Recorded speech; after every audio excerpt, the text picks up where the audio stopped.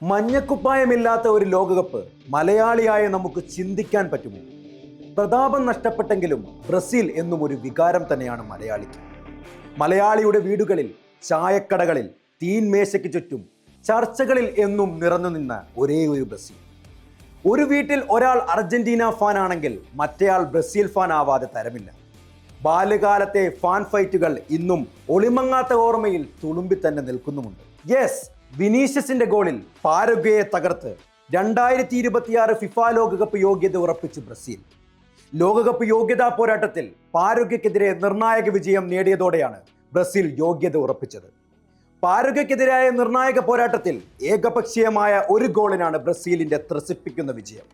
ആദ്യ പകുതി അവസാനിക്കാൻ നിമിഷങ്ങൾ മാത്രം ബാക്കി നിൽക്കെ വിനീഷ്യസ് ജൂനിയറാണ് ബ്രസീലിന്റെ വിജയ ഗോൾ നേടിയത്. 44-ാം മിനിറ്റിൽ മാത്യൂസ് കുഡീഞ്ഞയുടെ അവിശ്വസനീയമായ അസിസ്റ്റാണ് ഗോളിന് വഴിയൊരുക്കിയത്. ഈ ഗോൾ ബ്രസീലിന് ആദ്യ പകുതിക്ക് തൊട്ടു മുമ്പ് നിർണായകമായ ലീഡും നേടി നൽകി. പാരഗ്വയ്ക്കെതിരെ ബ്രസീൽ രണ്ടാം പകുതിയിലും വ്യക്തമായ ആധിപത്യം പുലർത്തി.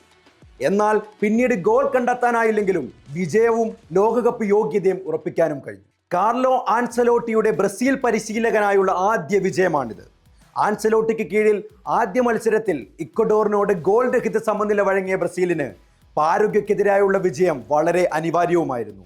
ഈ വിജയത്തോടെ യോഗ്യതാ മത്സരത്തിൽ 25 പോയിന്റുമായി ബ്രസീൽ 3-ാം സ്ഥാനത്തെത്തി. 35 പോയിന്റുമായി അർജന്റീനയാണ് ഒന്നാമത്.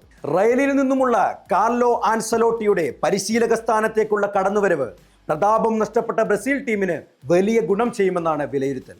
ബാക്കിയൊക്കെ വഴിയേ അറിയാം. എന്താണെങ്കിലും ബ്രസീൽ ടീം ലോകകപ്പിനുണ്ടാവും. ബാക്കിയൊക്കെ കണ്ടറിയാം.